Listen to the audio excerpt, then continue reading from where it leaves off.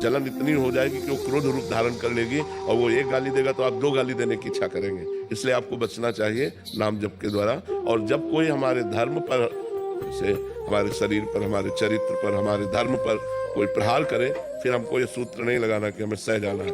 कानून व्यवस्था है, कानून व्यवस्था के द्वारा या जैसे भी बने हमें शांत नहीं रहना। जब हमारे धर्म पर, हमारी इज्जत पर कोई हावी होने लगे तो हमें क्षमा नहीं करना, हमें शांत नहीं रहना, फिर हमको प्रतिकूलता प्रकट करनी पड़ेगी। और यदि हमें कोई गाली देता है तो हम सह जाते हैं। पंकज केसवानी जी, दुबई से। राधे राधे महाराज जी। महाराज जी, आपके प्रवचन और वीडियो के प्रभाव से मैंने नॉन वेज, शराब, हुक्का तथा सभी प्रकार के नशे का सेवन पूरी तरह छोड़ दिया। बहुत सुंदर। जैसे तो बिजनेस में अगर ध्यान लगता है तो फिर नाम जप से हट जाता है। हाँ, तो अगर नाम जप में लगता है तो फिर बिजनेस में ध्यान नहीं लगता। नहीं, अब इसको आपको देखना होगा कि बिजनेस भी भगवान के लिए ही कर रहे हैं, ये मानना होगा, क्योंकि उससे अर्थ मिलेगा, अर्थ से परिवार और शरीर का पोषण होगा। तो भगवान के द्वारा दिया हुआ शरीर है, भगवान के द्वारा दिया हुआ परिवार है, उसका पोषण करने के लिए बिजनेस करना अनिवार्य है।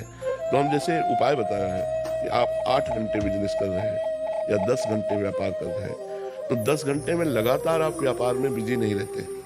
आपको 2-4 मिनट, 5 मिनट थोड़े थोड़े में समय मिलता रहता है। तो जो हमें समय मिलता रहता है उसमें हम चतुरता पूर्वक नाम जप कर लें। राधा राधा राधा, फिर अपने कार्य में लग गए, फिर राधा राधा राधा, फिर अपने कार्य में लग गए। और उस 8 घंटे के समय को हम भगवान के चरणों में समर्पित कर देते हैं। कृष्णार्पणमस्तु। हे प्रभु, अमुक समय से लेकर अमुक समय तक जो 8 घंटे हमारी सांसारिक क्रिया रही, इसको मैं आपको समर्पित करता हूँ। तो यत करोषि, जो कर रहे हो भगवान ने आज्ञा करी है वो भगवान को समर्पित कर दोगे, वो भी आपका भजन बन जाएगा। खाली समय में भजन कीजिए, बिजी समय को भगवान के चरणों में अर्पित कर दीजिए। समझ पा रहे हैं आप? तो देखेंगे आपकी भक्ति बढ़ेगी, आपको ये अफसोस नहीं होगा कि मैंने 4 घंटे भजन नहीं किया। बस उसमें ये होता है कि जब भजन करते हैं तो बिजनेस में नहीं, ऐसा नहीं, ठीक नहीं। दोनों हमें बैलेंस। अर्जुन जी कह रहे मैं भजन करूंगा, युद्ध नहीं करूंगा। भगवान ने क्या कहा? युद्ध, मामनुस्मर युद्ध से, मेरा स्मरण और युद्ध दोनों करना होगा, छोड़ना नहीं है। कर्तव्य कर्म करना चाहिए। महाराज जी, काम करने के बाद अगर कुछ समय मिल गया हमारा तो कैसे मतलब ये निकालेंगे कितना घंटा और भजन करना है महाराज? अपना लक्ष्य समय को भजन में लगाना है। हमें 10 मिनट का मिल रहा तो हम 10 मिनट किए ले रहे हैं, हमें 1 घंटा मिल रहा तो हम 1 घंटा किए ले रहे हैं। हमारा लक्ष्य है सोने से लेकर जगने तक। सब जब शयन किए तो नाम जप करते हुए शयन कर रहे हैं, जब जगे तो भगवान को प्रणाम करके नाम जप करते हुए। अगर आपको जगने से लेकर सोने तक बराबर कार्य है तो बीच बीच में जो समय मिले उसमें नाम जप कर लो और उस समय को भगवान को समर्पित कर दो, वो पूरा भजन माना जाएगा। उसमें कोई संशय नहीं है। हमारा घंटे से, माला से मतलब नहीं है, हमारा समय को सार्थक करना है। हर समय को हमें भगवान के चरणों में अर्पित करना है। और महाराज जैसे मैं नाम जप करता हूँ महाराज, तो कभी कभी श्री जी को महाराज जी नाम छूट जाता है महाराज। मैं बोलता हूँ कि श्री जी मेरा तो नाम छूट गया, तो ये सब मैं आपको समर्पित कर देता हूँ। हाँ बिल्कुल बिल्कुल, हाँ बिल्कुल बिल्कुल। ऐसे क्या करूँ महाराज? इसी से निरंतर नाम आने लगेगा। आप अभ्यासरत रहिए दीर्घ काल तक, लंबे समय तक, तो यही पवित्रता आपके अंदर नाम जप प्रारंभ करवा देगी। नाम की प्रियता जब अधिक बढ़ेगी ना, तो नाम जप करते हुए सब काम होते रहेंगे। अब जैसे अपने लोगों को है तो आपसे बात कर रहे हैं, फिर भी अंदर अंदर हम कोशिश कर रहे हैं नाम चलाने की। अब बात करते हुए कैसे चलेगा? जैसे आप हमारी बात सुन रहे हैं लेकिन अंदर अंदर कुछ चल रहा है, चलता है ना सबके, उसी जगह हम नाम चलाते हैं। उसी जगह अंदर ही अंदर नाम चल रहा है, बाहर से हम बात कर रहे हैं आपको, बीच बीच में हम नाम स्मरण भी कर लेते हैं और बातचीत भी कर रहे हैं। तो हमारी ये बातचीत क्योंकि भागवतिक है और नाम जब ये सब समर्पित करते हैं तो भगवान का भजन ही बन जाता है। विश्वास जी, हरियाणा से। राधे राधे महाराज जी। महाराज जी, कुछ दिनों तक सही मन लगता है सत्संग में, भगवान में, उनके जप में। कुछ दिनों के बाद फिर माया का प्रभाव इतना हावी हो जाता है कि विषय भोगों में मन लग बिल्कुल, जाता है। आपकी बात हम मानते हैं, लेकिन जब साल भर हम पढ़ाई पढ़ते हैं, 6 महीना में छमाही परीक्षा होती है और साल में सालाना होती है, तो परीक्षा के समय हमारी और पढ़ाई बढ़ती है, छूटती नहीं है। छोड़ दे तो फिर फेल हो जाएगा। तो जब माया परीक्षा लेने के लिए हमारे सामने प्रश्न करे, महीना, 2 महीना, 4 महीना में, कि माया का भोग सामग्री सब, उस समय और हमें सावधान रहना है। ये मेरी परीक्षा है, अगर मैं इससे पास हो गया तो अगले क्लास में चला जाऊंगा। भजन की भूमिकाएं होती है, तो उस भूमिका में पहुंच जाऊंगा। पर साधक सोचता है चलो भोग लेते हैं, भजन तो फिर भी कर लेंगे, तो वो फेल हो जाता है। फिर धीरे धीरे वो इतना फेल हो जाता है कि जो भजन कर रहा था उसमें भी अश्रद्धा हो जाती है। इससे थोड़ा कड़क बनिए, जब आपकी परीक्षा का समय आवे थोड़ा आप कड़क बनिए और उससे निकलने की कोशिश कीजिए। उसमें फंसने की कोशिश मत करो। माया प्रश्न तो करेगी, तो वो प्रश्न किए बिना क्लास बदलता ही नहीं है। प्रश्न हुआ, भूमिका बदली और वो उच्च दशा में पहुंचने लगता है साधक। तो आप समझिए, जब माया का आक्रमण हो के हमारे सामने प्रश्न किया गया है, अब मैं भोग भोगूं या भजन करूं, उस समय सावधान रहकर हम भजन में चित्त लगावें, भोग में नहीं, तो हम माया पर विजय प्राप्त कर लेंगे, हम भगवान को प्राप्त कर लेंगे। कीर्ति जी, राधे राधे महाराज जी। गुरुदेव, मैं ये पूछना चाहती हूँ कि जैसे हम लोग संसारिक जीवन अगर किसी से थोड़ा सा भी प्यार करते हैं तो हम चाहते हैं कि वो व्यक्ति हमसे सबसे ज्यादा प्यार दे, हमें महत्व दे। तो उसी प्रकार जब भगवान को अपने भक्त जिनसे वो सर्वाधिक प्रेम करते हैं, जब वो भक्त किसी अन्य से भी प्यार दिखाते हैं तो भगवान को भी बहुत बुरा सा लगता होगा। हाँ, लगता है।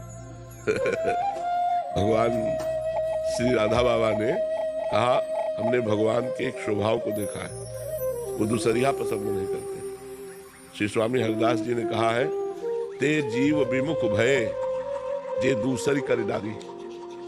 भगवान के सिवा और किसी को प्यार किया तो ते जीव विमुख भय, वो भगवान से विमुख हो जाते हैं। तो हमें प्यार सबसे करना है, लेकिन भगवान को मान के करना है। मेरे भगवान मेरे पुत्र में है, मेरे भगवान मेरे पति में है, मेरे भगवान मेरे सास ससुर में है, माता पिता में है। ऐसी भावना यदि हम करें तो हमारी भक्ति बढ़ जाएगी। भगवान से अलग भाव से हम किसी से नहीं मिलते, हम भगवान के भाव से। मेरे भगवान इतने रूपों में आए हुए हैं, तो हम आपसे बहुत प्यार करते हैं, तो कोई हमें फर्क नहीं पड़ेगा, क्योंकि हम भगवत भाव मान रहे हैं। और पर्सनल किसी व्यक्ति से फिर वो भजन में बाधा पहुंच जाएगी। फिर प्रेम का होता है, भगवान इसीलिए गीता जी में मांग करते हैं, अनन्य चिंतयन्तो माम, मेरा अनन्य चिंतन करो, अन्य कोई दूसरा ना हो। प्रेम तभी रंग लाता है जब एक से होता है, प्रेम बहुतों से नहीं होता है। प्रेम गलियति साकरी तामे दो न समाये, ये प्रेम के मार्ग में एक ही। तो जब भगवान से प्यार करने चले तो एक बार भगवान से प्यार करते हैं। इंसानों में सब में भगवान देखकर हम उनको आदर देते हैं, सत्कार करते हैं, लेकिन वो आदर सत्कार भगवान को लेकर, तो वो प्रेम हमें बाधा नहीं पहुंचाएगा। माता से प्रेम, भाई से प्रेम, पिता से प्रेम, सबसे प्रेम करते हैं, लेकिन भगवत भाव से, तो वो प्रेम हमें भगवान के प्रेम में बाधा नहीं पहुंचाएगा। और अगर भगवान से अलग होकर हम किसी को प्रेम करते हैं, वो बाधा पहुंचा देगा। तो राधा बाबा ने कहा, भगवान दूसरिया पसंद नहीं करते, अनन्यता चाहते हैं। प्रेम अनन्यता चाहता है कि मेरा ही अनन्य रहे, अन्य किसी को स्वीकार न करे। जी, ये अगर जैसे जिसकी संगति खराब होती है, जिसका व्यवहार खराब है, मतलब भगवान के बारे को छोड़ देते हैं, तो हम अगर उन्हें भी भगवान मानना पड़ेगा, क्योंकि वो क्रिया गलत है, लेकिन उसका जो पावर है वो तो भगवान है ना। जैसे बिजली से एसी चल रही है, अपने को सुखद है, अभी ठंडी आएगी, वही बिजली हीटर चलाती है, गर्म करती है, तो दोनों का विपरीत स्वभाव है ना, एक का ठंडा करना और एक का गर्म करना, लेकिन बिजली दोनों में है ना। तो एक अच्छे स्वभाव वाला व्यक्ति और एक गंदे स्वभाव वाला व्यक्ति, दोनों की क्रियाएं अलग अलग है, लेकिन दोनों में पावर तो एक ही है ना। जैसे हीटर में और एसी में, फ्रिज में पावर एक ही है बिजली, लेकिन एक गर्म करता है और एक ठंडा करता है। ऐसे एक दुष्ट स्वभाव का है और एक संत स्वभाव का है, लेकिन दोनों में पावर एक ही है, परमात्मा। तो हमें पावर देखना है, इसमें भी भगवान विराजमान है।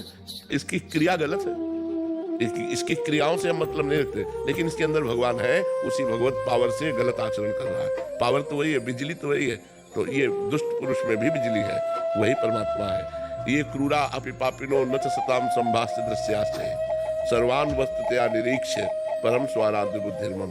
जो क्रूर है, दुष्ट है, पापी है, उनमें भी मेरे आराध्य देव राधा वल्लभ लाल विराजमान है। ऐसी मेरी दृढ़ मति है, मेरे भगवान वहां भी विराजमान है। जो पापी लोग हैं उनके भी हृदय में भगवान है, ऐसा मुझे मानना है। इप्सिता घोष जी, श्री हरिवंश महाराज जी। महाराज जी, अगर प्रतिकूल परिस्थिति की वजह से दीक्षा या गुरु प्राप्ति नहीं हो सके तो भगवत प्राप्ति या शरणागति का मार्ग क्या है महाराज जी? अंदर ही अंदर नाम जप करे और किसी संत को मन से गुरु मान ले। प्रत्यक्ष में कंठी बंधवाने का अवसर नहीं है, प्रत्यक्ष में हम किसी संत के पास नहीं जा सकते। हमारे बहुत से संत हुए हैं और होते रहेंगे। तुम किसी एक संत को मन से गुरु मान लें और उनके द्वारा दिया हुआ नाम जप करें, इसी से हमारा कल्याण हो जाएगा। हमें प्रगट में कंठी बंधवाने की जरूरत नहीं है। यदि प्रतिकूलता हो तो अंतर से ही नाम जप करें। नाम मात्र जप से भगवत प्राप्ति हो जाती है। नाम जप सर्व समर्थ है, नाम जप महापुण्य है, नाम जप स्वयं में गुरु है।